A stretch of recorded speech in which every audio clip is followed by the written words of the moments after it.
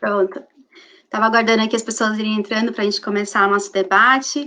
Hoje é o dia 26 de julho, que é comemorado o Dia da Rebeldia Cubana, né? Ele também é uma data muito importante, porque ele também são 67 anos do assalto ao quartel Moncada, que marca o início da insurgência cubana contra a ditadura de Fulgêncio Batista. Meu nome é Larissa Gold, eu faço parte do movimento paulista de solidariedade a Cuba, e normalmente nessa data a gente costuma fazer um ato de rua, né? O ano passado a gente foi até a porta do consulado norte-americano denunciar esse bloqueio, mas em função da pandemia, hoje a gente optou por fazer esse ato no modelo virtual, com dois convidados muito especiais, então o cônsul-geral de Cuba aqui em São Paulo, Pedro Mozon, e o professor Emi Sader, que vão fazer uma abertura vamos trazer aqui um debate conjuntural sobre a importância da luta contra o bloqueio econômico e também da defesa da Revolução Cubana nesse momento, porque que isso ainda é tão atual. E aí, só para a gente, antes de começar, vou explicar um pouco do que é o movimento, né? Então, o Movimento Paulista de Solidariedade a Cuba, ele existe desde 2007, nessa estrutura dessa sigla, mas no Brasil todo e também em São Paulo, há muitos anos já existiam núcleos de apoio e solidariedade a Cuba, né, e defesa da Revolução. Então, as associações culturais José Martí, na Baixada Santista, em outros lugares em todo o Brasil. A gente também se organiza organiza debates, organiza rodas de conversa e também as convenções estadual e nacional. Então, ano passado, a gente teve uma belíssima convenção também em Santos, que reuniu pessoas do Brasil todo, prestando essa solidariedade a Cuba, né? E aí, nesse momento, esse debate também, a gente traz a nossa saudação, principalmente aos médicos cubanos, que foram muito importantes nesse momento de pandemia, né? Prestaram sua solidariedade por todo o mundo, e a gente endossa essa campanha, a campanha pela luta, pela defesa do Nobel da Paz, para a Brigada de Médicos Cubanos. Então, essas são as grandes bandeiras aqui desse ato virtual. Então, eu queria começar aqui com o professor Emir Sader, que ele é filósofo, professor aposentado pela USP e coordenador do Laboratório de Políticas Públicas da UERJ. Então, professor, se você puder começar sua exposição.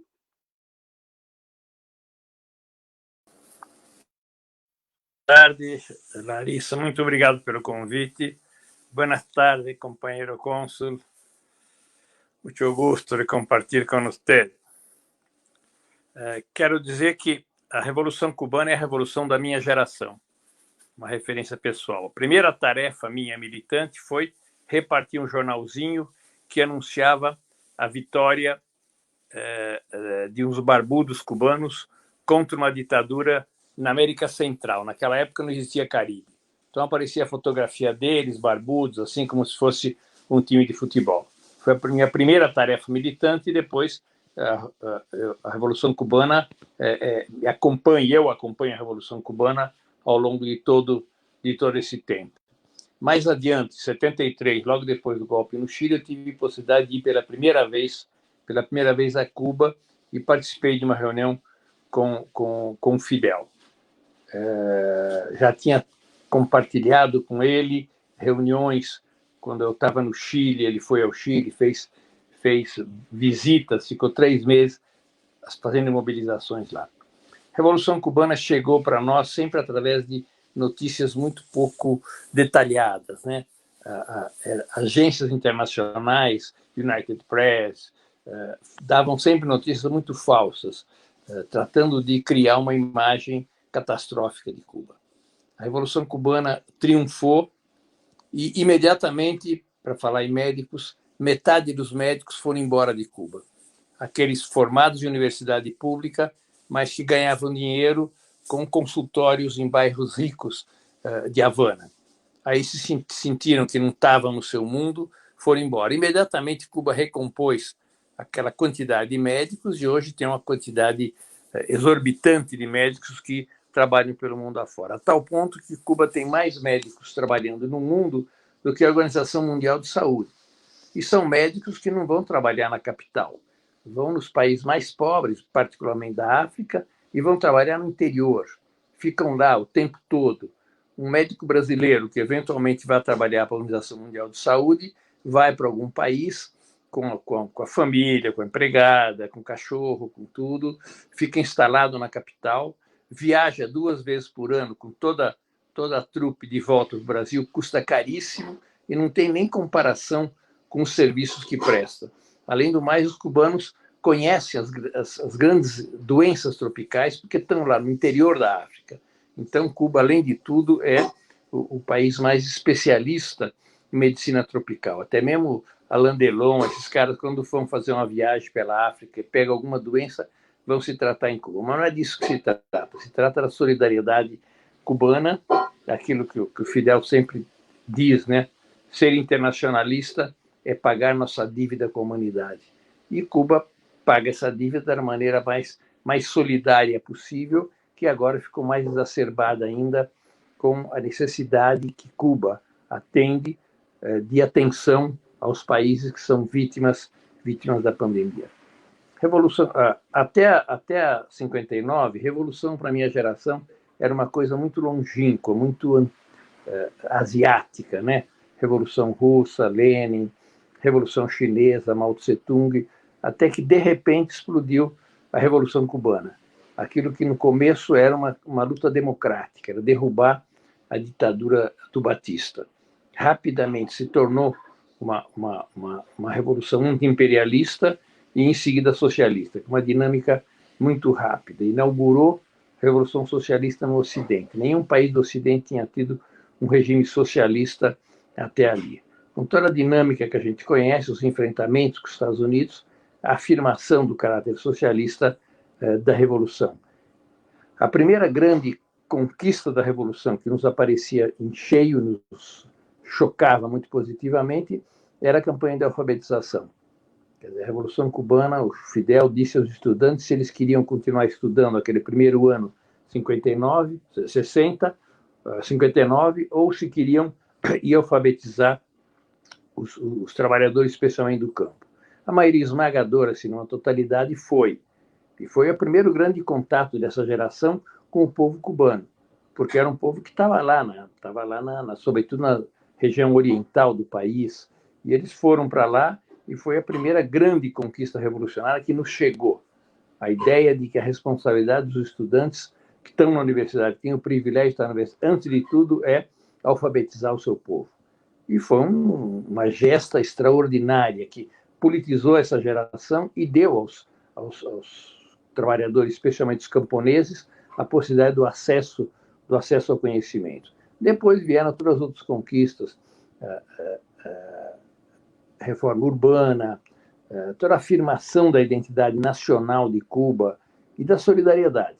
No primeiro ano da Revolução, foi fundada a Casa das Américas, que era o instrumento mesmo de contato, de articulação do movimento cultural latino-americano com Cuba.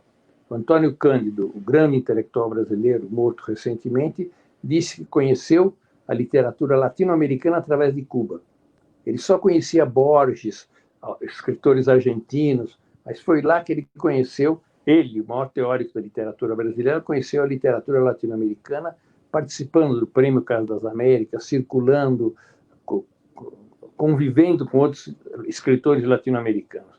Então, teve um papel decisivo também culturalmente, desde o começo, a Casa das Américas. No primeiro ano já existia a Casa das Américas, a de Santa Maria, fundando a Casa das Américas, Roberto Retamar, que morreu recentemente, que junto com ela ficou dirigindo a Casa das Américas, como elo de articulação. Era muito difícil ir para Cuba.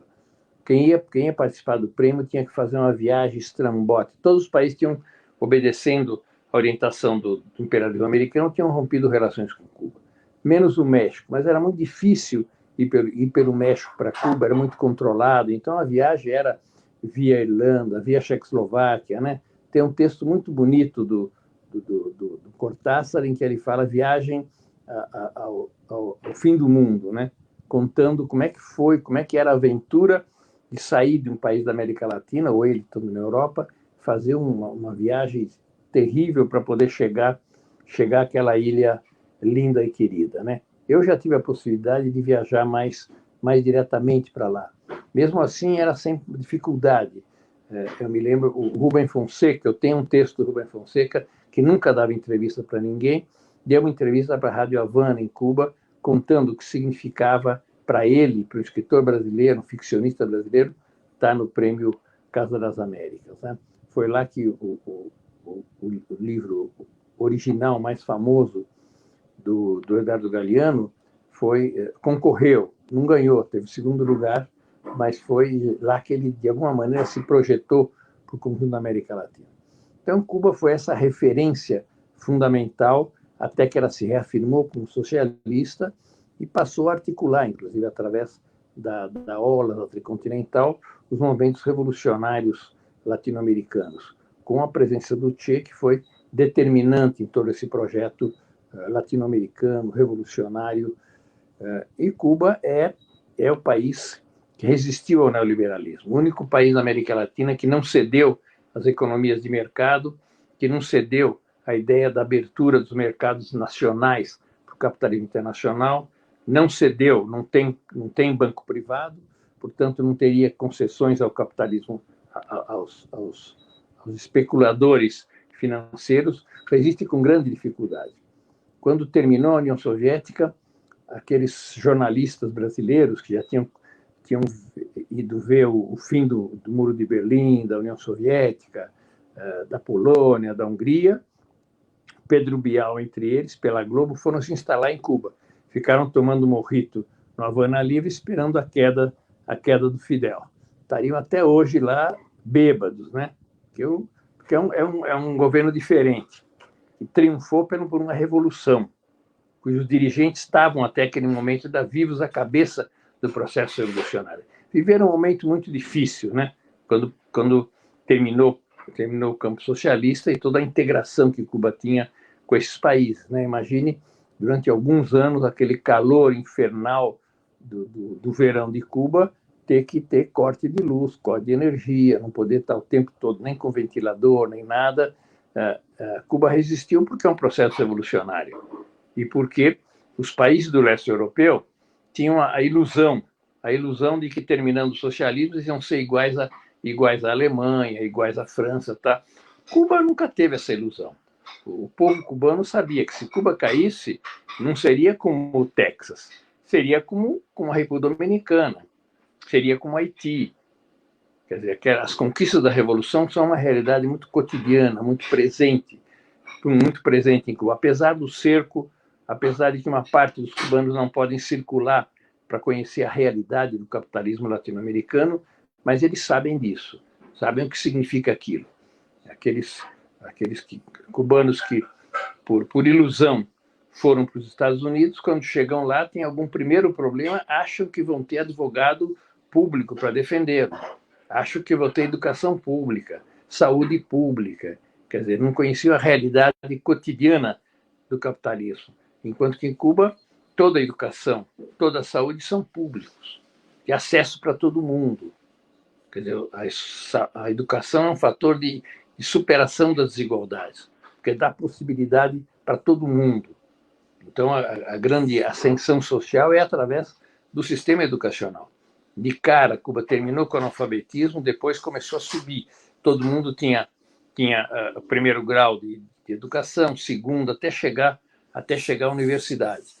Quer dizer, abrir os espaços do conhecimento para todo mundo, abrir o espaço de formação profissional, que Cuba compartilha com os outros países, né? Como eles dizem, normalmente, Cuba não cede a outros o que ela tem de mais, ela divide o que ela tem. Quer dizer, Cuba não é um país rico. Cuba não é um país rico. Cuba é um país da igualdade. É o país mais solidário do mundo, de maior nível de igualdade, porque tudo que tem é dividido entre todos. Essa é a dignidade, essa é a força que faz com que Cuba possa resistir, inclusive atualmente, na situação de pandemia. Cuba só resiste porque ela tem uma saúde pública, porque ela tem médico de família.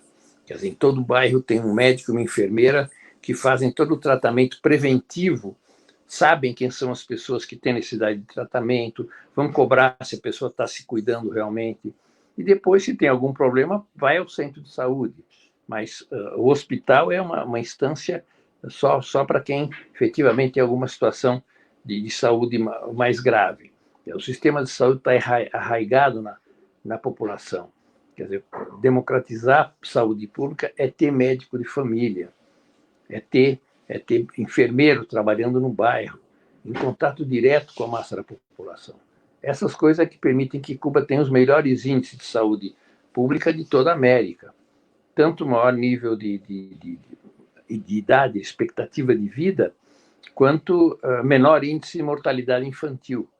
São índices... Quando os médicos cubanos iam para cá no Mais Médicos, teve gente que fala, os cubanos têm que fazer exame. O exame é a realidade. Vai ver o que eles produzem, né? Esse aqui não é exame de papel, respondeu, não respondeu, caiu isso na prova. Não é isso. É a realidade do país que eles constroem, né?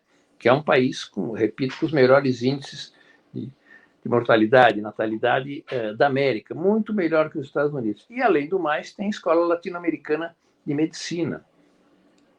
Médico brasileiro, pessoas pobres brasileiras, para se formar como médico, só em Cuba. Com cota de trabalhadores que vão do MST, da CUT, de outros movimentos sociais, para se formar lá. Receber a melhor medicina social do mundo gratuitamente e vem para cá não para abrir consultório para atender clientela rica, mas para atender onde estão as doenças do Brasil, que é onde vieram os mais médicos. Os mais médicos foram atender aqueles lugares em que os médicos brasileiros não quiseram ir. Olha onde é que estão as doenças no Brasil e onde é que estão os médicos formados em universidade pública, gratuitamente. Os melhores cursos de medicina estão em universidade pública. E eles vão ficar nos bairros ricos de São Paulo, Rio de Janeiro, Belo Horizonte. E os médicos cubanos foram lá. Como dizia, os que passaram a ser atendidos pelos médicos cubanos, diziam, aquele médico que passava uma vez, não olhavam para a gente, não tocavam na gente. Quer dizer, como é que podia fazer diagnóstico com essa postura? O médico cubano está acostumado. Os médicos brasileiros não iam porque não tinha consultório, não tinha estetoscópio, não tinha enfermeira, não tinha shopping center, né? Não. O médico cubano está acostumado a atender na casa das pessoas, né? Então, conquistaram. Mesmo prefeitos conservadores querem que os médicos cubanos continuem a atender, né? Porque é outro tipo de relação. O médico cubano pode ser melhor ou pior cientificamente do que um médico formado no Brasil, mas ele é melhor cidadão. Ele sabe que o médico é feito para atender o sofrimento das pessoas, não para ganhar dinheiro com o conhecimento que recebe gratuitamente nas universidades públicas. Então, acho que a candidatura dos médicos cubanos ao Prêmio Nobel é absolutamente natural, espontânea. Quer dizer, na nossa crise atual, quem é que exerce essa solidariedade? Não são aquelas empresas lá que o Jornal Nacional disse que deram dinheirinho lá. Não. São os médicos cubanos e é o MST. Quer dizer, duas entidades que se destacam pela sua solidariedade. Essas nunca estão mencionadas no Jornal Nacional. Até porque não vem para dar dinheiro, etc., mas para exercer a profissão gratuitamente onde eles mais são necessários, né? Então, o MST usa a produção de alimentos que ele faz nas suas cooperativas para doar para aqueles que necessitam. E os médicos cubanos atendem aqueles que precisam, né? Então, Cuba é uma ilha de dignidade, uma ilha de solidariedade. Mostra o que é o socialismo, né? O socialismo não é simplesmente planejamento estatal, da força militar, não é isso. Quando precisa força militar, é o povo cubano que se arma e que defende e defenderá sempre a Revolução Cubana. Então, eu queria fazer essa breve, não tão breve introdução, para poder dar a palavra para vocês e a gente continuar a conversar. Muito obrigado, Larissa. Muito obrigada, professor. Então, para quem chegou agora, né, perdeu o comecinho ali, a introdução, esse é o nosso ato virtual, né, do Dia da Rebeldia Cubana, 26 de julho. Então, com a gente, o professor Emir Sader, que acabou de fazer sua fala, e o cônsul-geral de Cuba aqui em São Paulo, Pedro Mozon. E eu não falei na minha primeira fala aqui, eu queria saudar as páginas parceiras que estão retransmitindo essa página. Eu vou pegar a colinha aqui para ler todas, não deixar nenhuma de fora. Mas são todas páginas de movimentos também solidários a Cuba, então a gente queria também agradecer aqui ao Barão de Sararé, né, ao Centro de Estudos da Mídia Alternativa Barão de Sararé, ao Partido Comunista Brasileiro, à União da Juventude Comunista, o Jornal A Verdade, os Jornalistas Livres, Marighella News, Conexão América Latina, o Comitê Lula Livre de São José dos Campos, o MST, o Portal da GGN, Opera Mundi, TVT, Rádio Portal RBA, Diálogos do Sul, o Comitê Brasileiro pela Paz na Venezuela, a Marcha Mundial de Mulheres, a Frente Brasil Popular, o companheiro Adriano Diogo, a Comissão Estadual da Verdade de São Paulo, aqui, Comissão Rubens Paiva, e o deputado Carlos Aratini, e também a página Tutameia, são as páginas que estão retransmitindo o nosso ato hoje, são páginas solidárias a Cuba, então um agradecimento muito especial a todas essas páginas por estarem unindo forças com a gente nessa pauta tão importante, e agora eu passo a palavra para o Cônsul-Geral de Cuba aqui em São Paulo, Pedro Rosado. Gracias, Larissa. Muchas gracias, compañeros que están oyendo. En primer lugar, quería decir que estoy vestido con corbata, aparentemente de manera formal, pero lo que pretendo es replicar los colores de la bandera del 26 de julio. Y no tenía otra forma que utilizando la corbata. Oí con mucha atención lo que dijo el compañero Sader. Me remonté a las primeras épocas de la revolución. Yo fui alfabetizador junto con casi todos los de mi generación. Participé en las milicias, etcétera, etcétera. Y hubiera querido montarme en su conversación para agregar anécdotas, pero no me queda más remedio por cuestión de tiempo que limitarme a lo que voy a decir. Las palabras de Sader realmente me emocionaron. Oír a un compañero del nivel intelectual que él tiene y de compromiso político hablar de esa manera sobre mi país. En Cuba continuamente decimos que siempre es 26 y no somos dados, no acostumbramos a utilizar consignas vacías. Estas consignas tienen un trasfondo.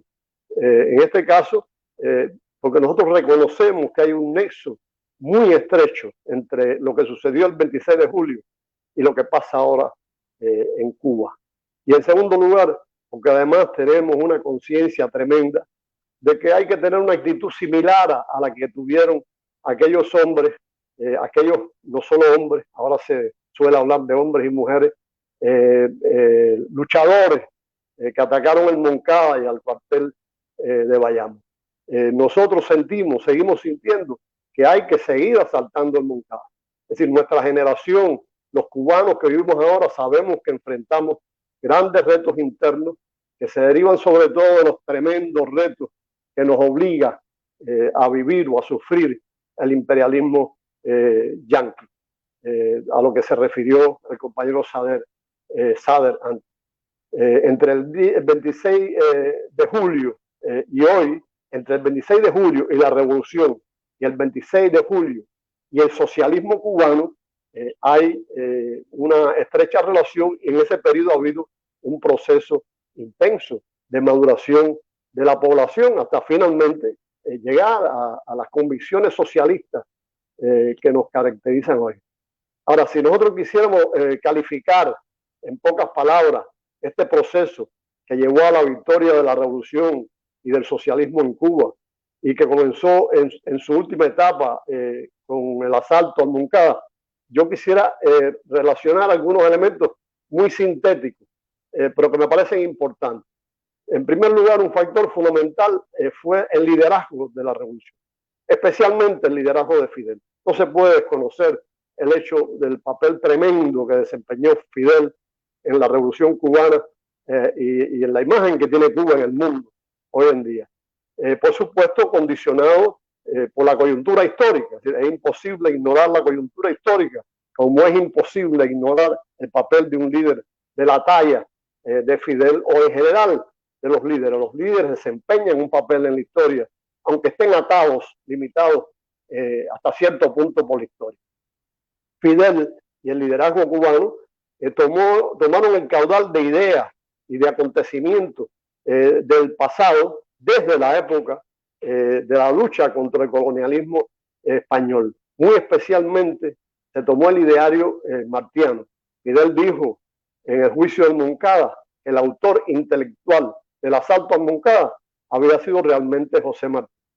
el liderazgo general de Cuba y especialmente de Fidel se caracterizó por la honestidad absoluta, una ética inflexible que todo el mundo le reconoce a Fidel, y el compromiso invariable con la justicia social y la independencia nacional.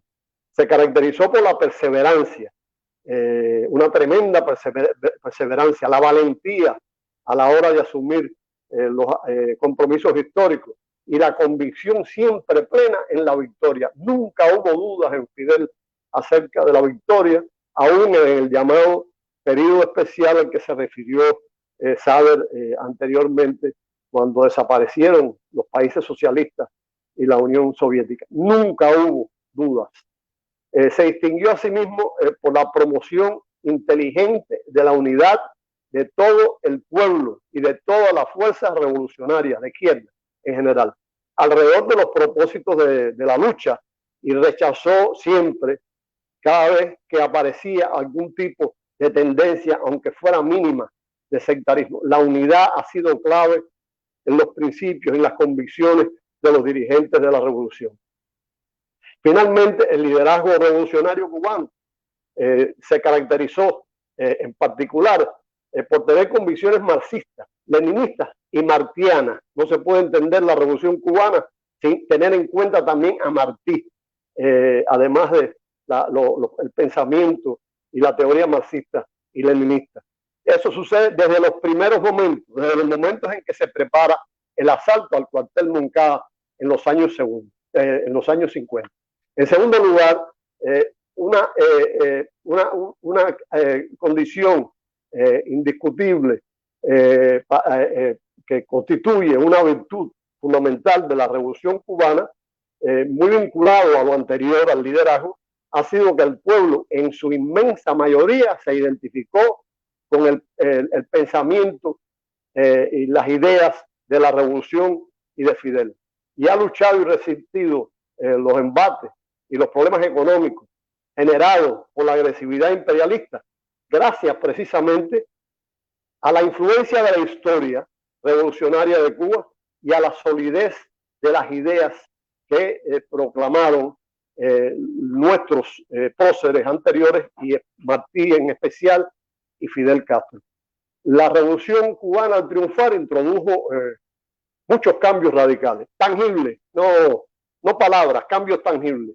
Normalmente hoy en día el mundo occidental habla de derechos humanos y de democracia, etcétera, y todo eso es humo. En el caso de Cuba, los derechos y las medidas que se introdujeron fueron y son tangibles, se pueden tocar, son sólidas.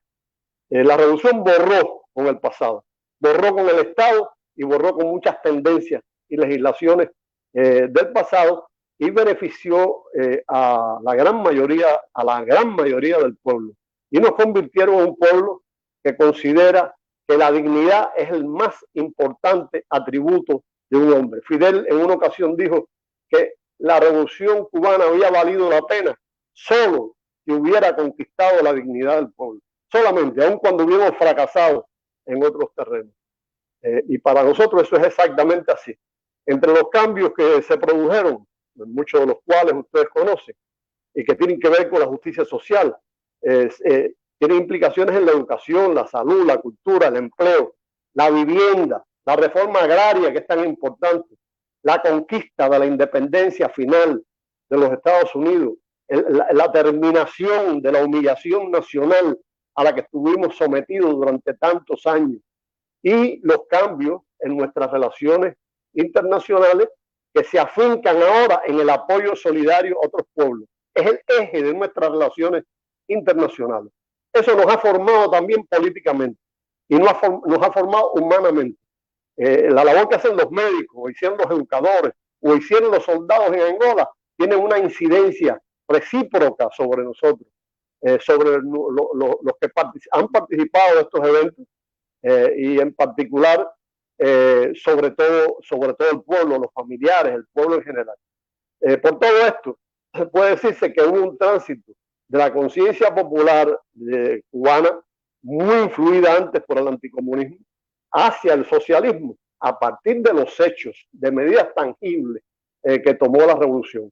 Un lema popular de principios de la revolución, y yo lo recuerdo, no lo leo, lo recuerdo porque lo viví, que se repetía continuamente era: si Fidel es comunista, es decir, si lo que ha hecho Fidel es comunismo, que me pongan en la lista que estoy de acuerdo con él. Una especie de poema. Si él es comunista, yo también lo soy, por carácter transitivo, digamos.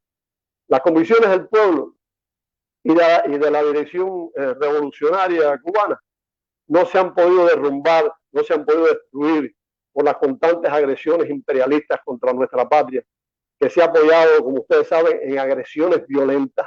Una de ellas es el ataque a Playa Girón, pero es una de ellas, una de las más destacadas. Un bloqueo abusivo que nos ha sometido, al que nos han sometido durante tantos años, y el intento continuo de generar divisiones y oposición en el país, a partir de continuar inyectando prejuicios anticomunistas, lo que es muy difícil a esta altura, de generar enemistades raciales, de género y generacionales, han promovido contradicciones teóricas y enfoques antagónicos sobre el desarrollo del país. Hoy en día lo están haciendo. Han divulgado intensamente los falsos atractivos de la democracia occidental y de la sociedad de consumo, que tiene una fuerte influencia. A veces solo son imágenes del sueño americano, de la casa linda americana, del gran carro, de la rubia del carro, etcétera, con tal de provocar la atracción. Han divulgado y se han apoyado cada vez más en una lluvia de mentiras contra la revolución, que han difundido por las redes durante años. Antes de que se hablara de fake news, esas mentiras caracterizaban la política de Estados Unidos hacia Cuba, y hoy en día eso ya es típico, común, continuo.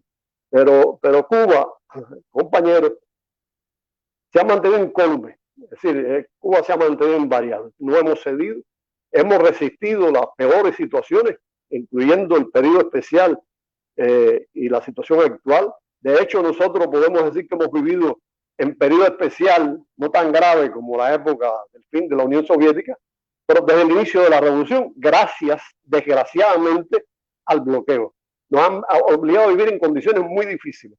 Hoy por hoy, a pesar de todo eso, la continuidad de la revolución está garantizada. Ya no está Fidel, están sus ideas que tienen un inmenso peso, pero ya no está Fidel. Ya el liderazgo fundamental de la revolución ha llegado a su fin. Está Raúl, que ya salió incluso del gobierno activo, está en el partido. Pero de hecho ya una nueva generación está asumiendo la dirección del país. Y los criterios siguen siendo los mismos. Las posiciones y los compromisos revolucionarios siguen siendo los mismos.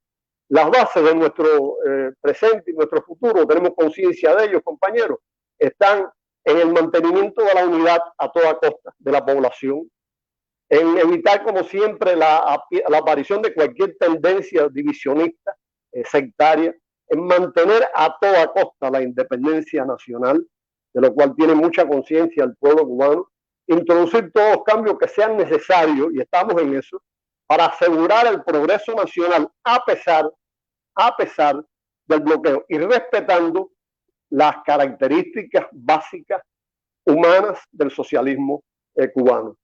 Naturalmente, una base fundamental de nuestros principios seguirá siendo continuar desarrollando la solidaridad internacional. Lo estamos demostrando ahora con la pandemia. La situación de Cuba es durísima.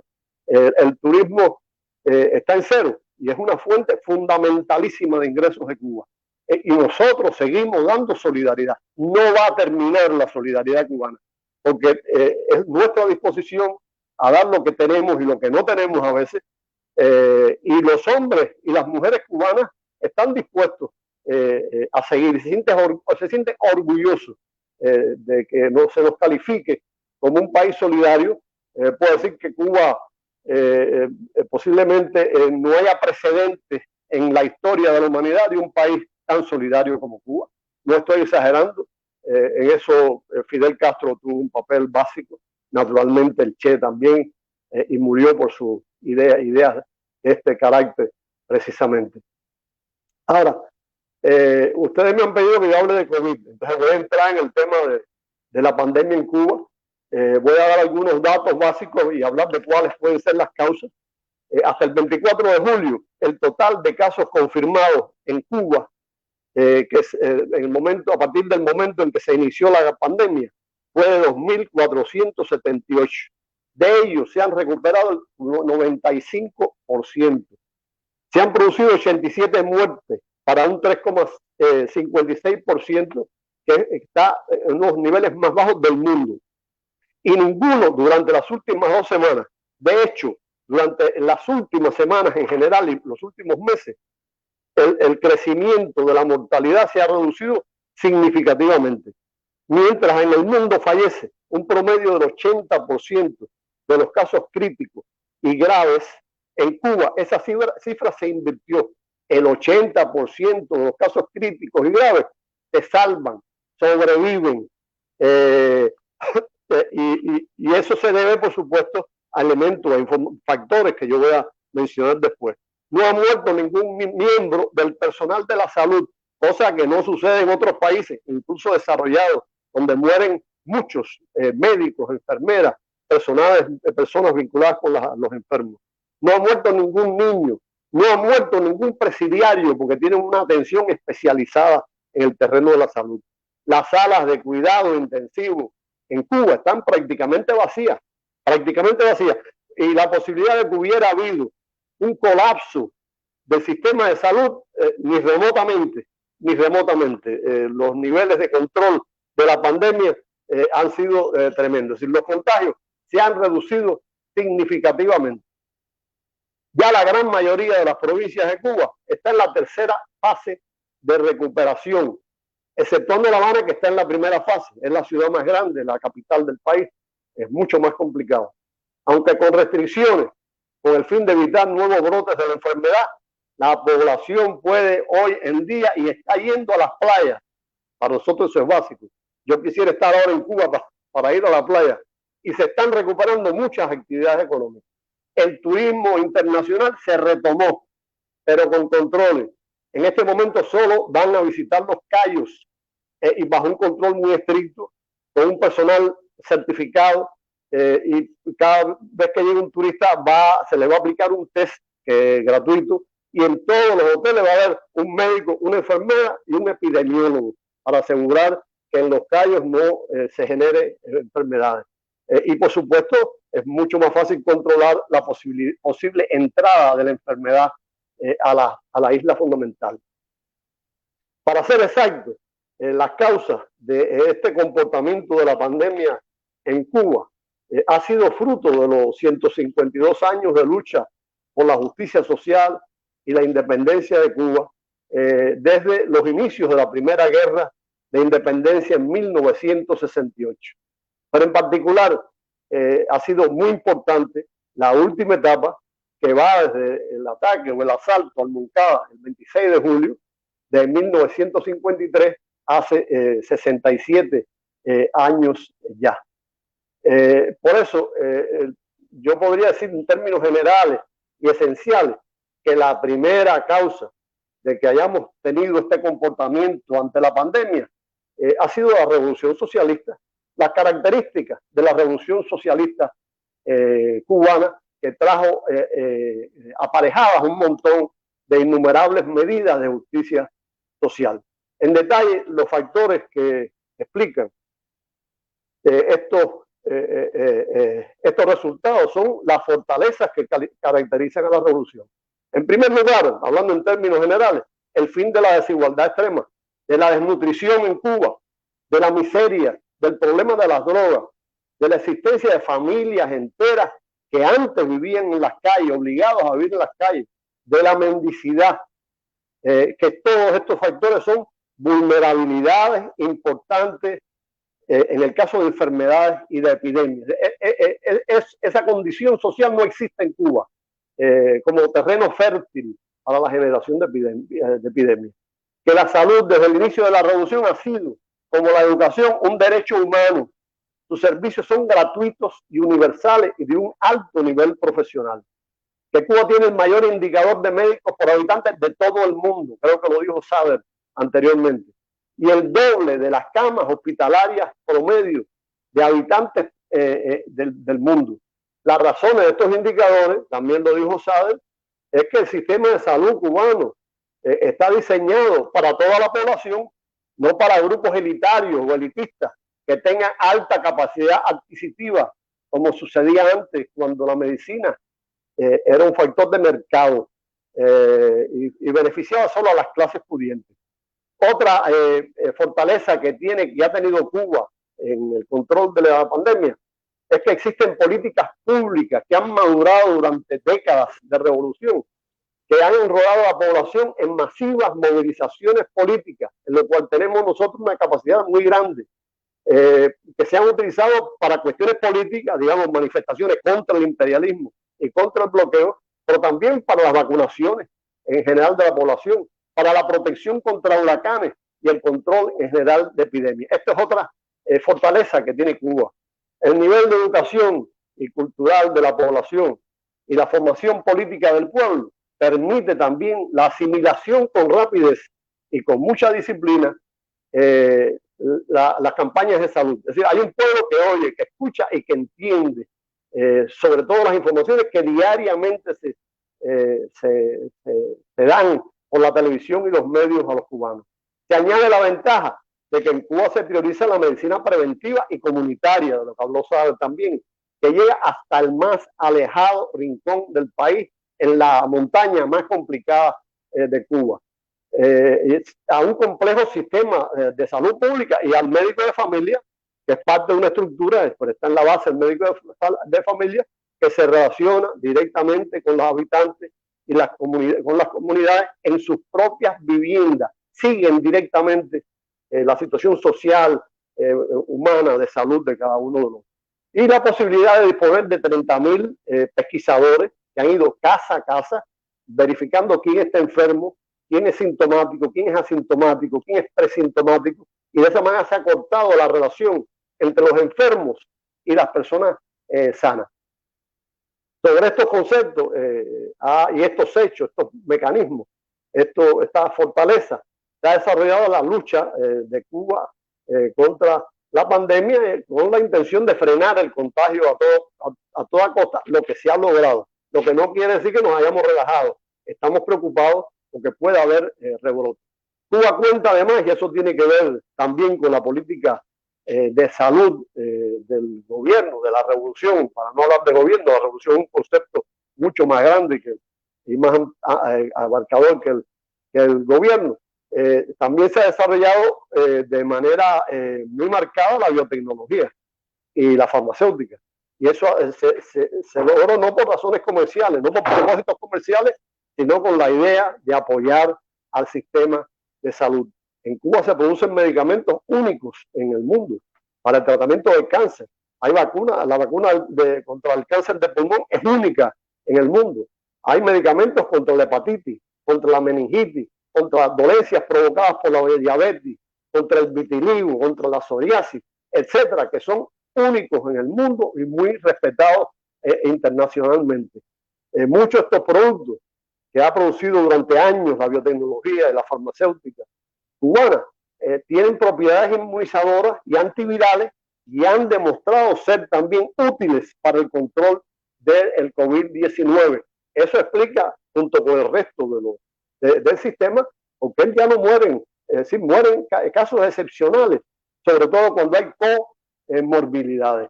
Entre esos medicamentos sí son muy famosos el interferón alfa que se aplicó en China, se aplica por supuesto en Cuba y en los países donde están nuestras brigadas, y hay otros medicamentos con funciones inmunológicas y muy en particular un anticuerpo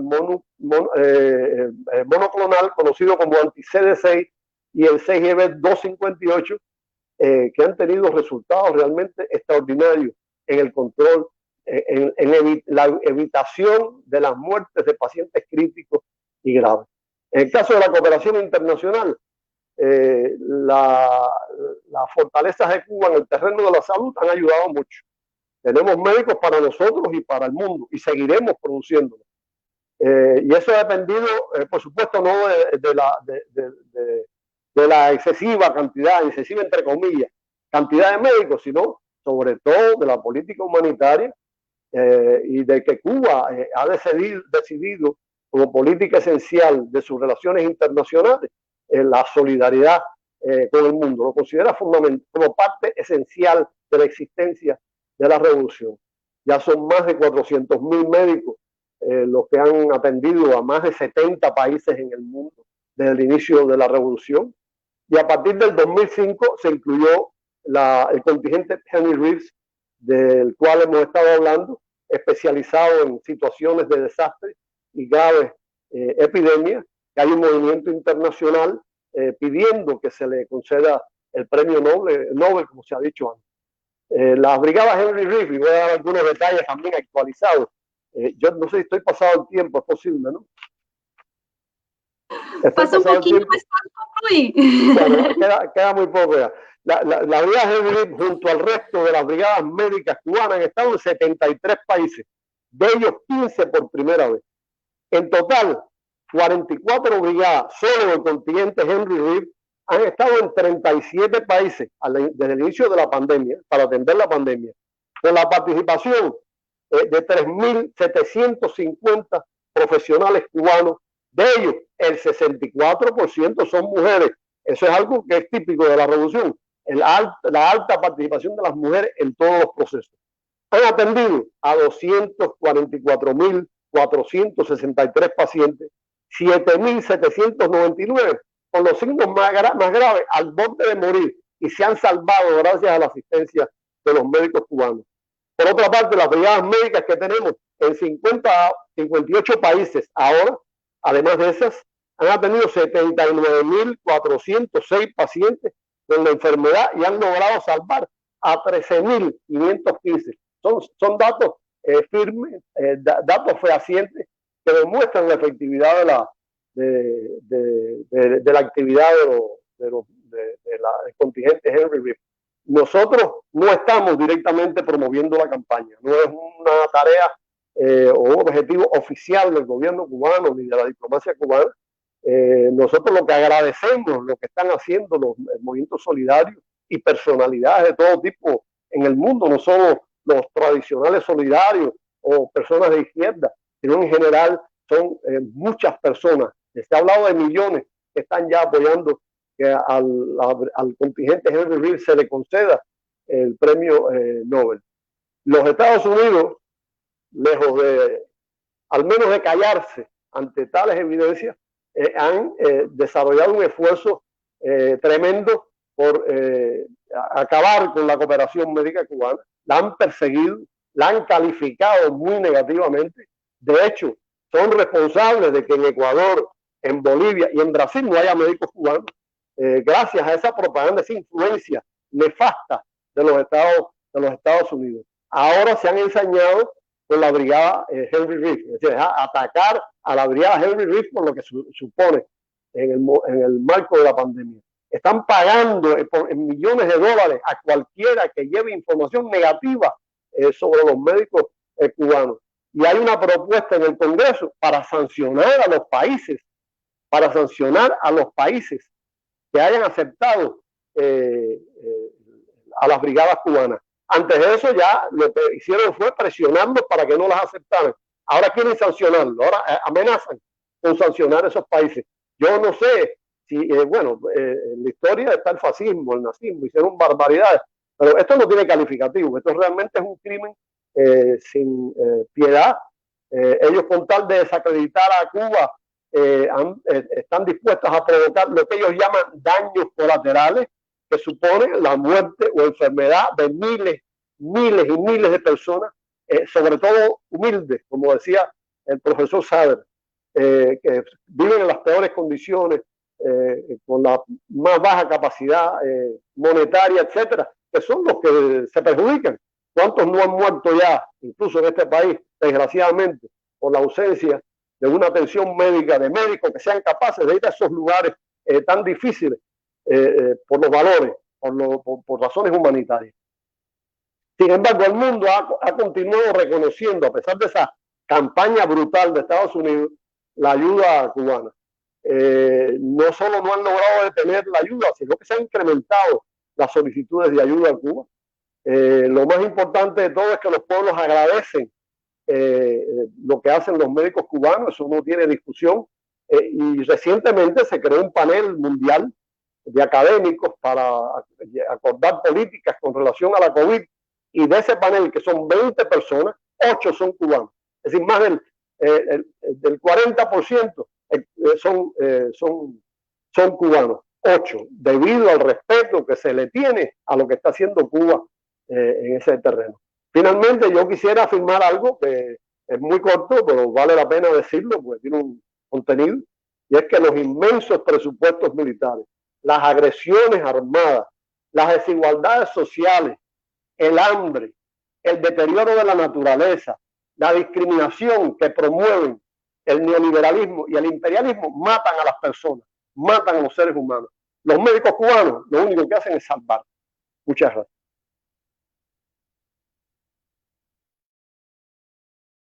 Muito obrigado, Pedro, pela exposição.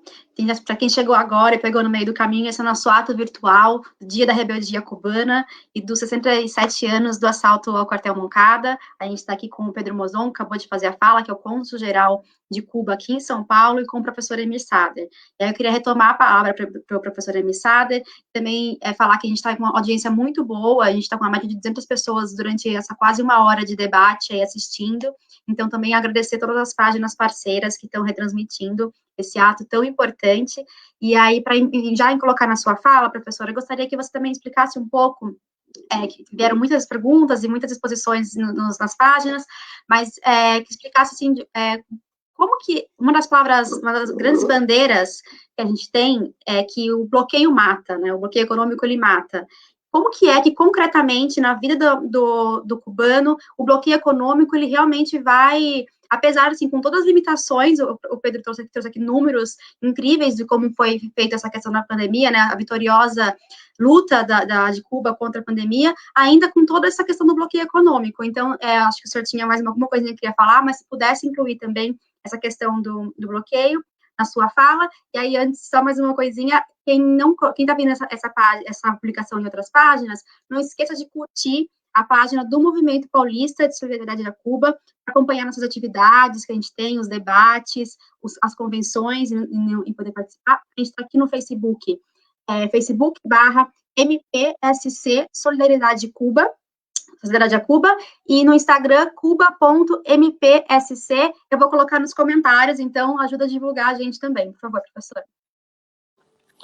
Obrigado, Larissa. Eu só queria acrescentar uma coisa a mais. Eu vivi em Cuba 7 anos, em Alamar, um bairro popular, perto de Havana. Das coisas melhores que eu tenho como ser humano vieram dessa vivência. Eu quero mencionar uma questão de saúde pública. Uma época eu estava lá, teve uma disseminação de conjuntivite hemorrágica. Talvez inoculada pelos Estados Unidos o vírus, não sei. Mas como é que faz um regime socialista? Proibiu imediatamente a venda de colírio nas farmácias, obrigou todo mundo a ir se medicar num centro de saúde, podem fazer, porque é uma consulta grátis. Muito rapidamente, em uma semana, se brecou a difusão do vírus, se terminou com isso e a vida voltou ao normal. Quer dizer, uma medicina socializada impede a automedicação, obriga a pessoa a ir se consultar, tem direito, a pessoa ficava uma semana sem trabalhar, porque tem direito de fazer isso, e aí se erradicou muito rapidamente. Bom, viver em Cuba com o bloqueio é uma quantidade enorme de limitações, não só limitação de comunicação, circulação de pessoas, mas acesso a bens. Quer dizer, Cuba, a venda de bens cubanos para o mundo, os Estados Unidos penaliza empresas que investem em Cuba, pelo fato de investir em Cuba, além do mais, empresas que se instalem em antigas casas da burguesia cubana que foram socializadas pelo regime cubano. Qualquer coisa é razão para tentar impedir que empresas estrangeiras se instalem em Cuba e tenham um intercâmbio normal. Quer dizer, Cuba tem uma economia saudável, tem muitos produtos, muita tecnologia para difundir, para intercambiar, mas, na verdade, fica bloqueada pelas penalidades que os Estados Unidos, que é o maior mercado até hoje capitalista do mundo, impõe a empresas que se atrevem a ter relação com Cuba. Isso é um dano gravíssimo, dificulta o intercâmbio, dificulta o desenvolvimento de Cuba, a integração de Cuba na economia internacional. Tá? Muito obrigada, professor. Então, aqui, mais uma vez, eu queria agradecer a presença do professor e do cônsul nesse nosso ato virtual.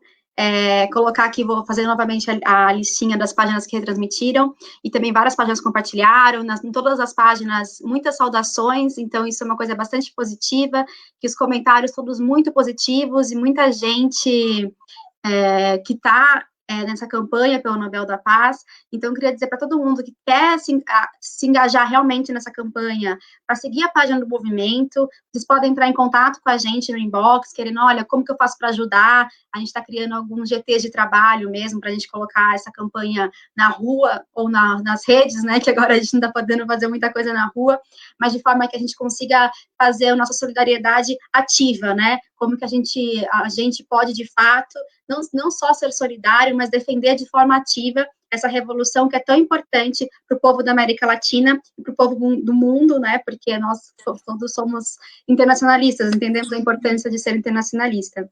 Então, aqui, novamente, agradecer a vocês pela presença nesse ato, e vou de novo para pegar a nossa colinha aqui, para agradecer a todas as páginas que retransmitiram. Então, o Centro de Estudos da Mídia Alternativa Barão de Saré, o Partido Comunista Brasileiro, a União de Juventude Comunista, Jornal A Verdade, Jornalistas Livres, Marighella News, Conexão América Latina, Comitê Lula Livre José dos Campos, o MST, Movimento Sem Terra, né, o portal GGN, Ópera Mundi, a TVT, a rádio e o portal Rádio Brasil Atual, Diálogos do Sul, o Comitê Brasileiro pela Paz na Venezuela, a Marcha Mundial de Mulheres, a Frente Brasil Popular, o companheiro Adriano Diogo, a Comissão Estadual da Verdade Rubens Paiva, aqui de São Paulo, o deputado Carlos Aratini, e também a página Tutameia, que garantiram o sucesso desse nosso ato virtual. Como eu disse, teve uma grande audiência, e uma audiência muito positiva, né, não teve tantos ataques, a gente esperava alguns ataques, talvez, negativos, mas foram comentários muito positivos, alguns deles eu fui subindo durante a transmissão.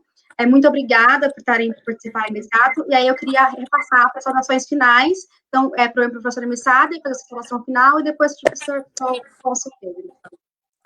Não, Larissa, muito obrigado por esse ato. Só dizer isso. Viva o 26, viva Cuba. Cuba, el que la quiere, el que la defiende, la quiere más. Todos nós a defendemos, todos nós vamos querer cada vez mais a Cuba. Muito obrigado. Nós agradecemos, por favor, cônsul. Sí, igual, muchas gracias. Esto es una tremenda oportunidad.